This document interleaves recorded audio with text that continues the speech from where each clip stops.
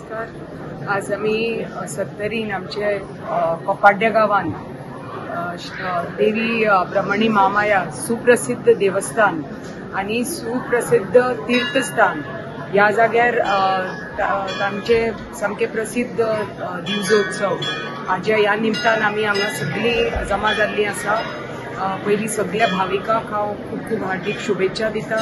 सगळे गोंयभरचे भाविक हांगा आयिल्ले आसा आनी मागता देवी कडेन की तांची कृपा दृष्टी सगळ्या प्रत्येकाचेर आसची।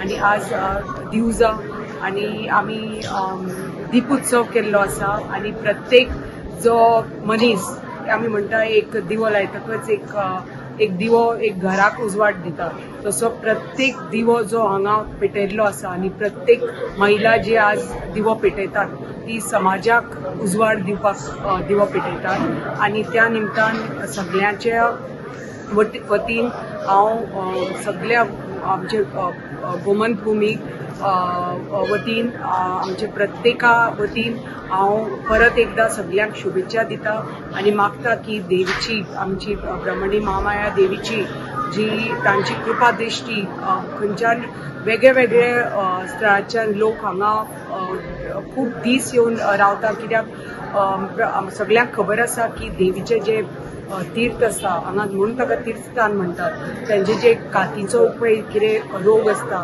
तो हांगा लोक येवन ताजें निवारण जाता म्हणून हांगा लोक कितले येवन दीस रावतात।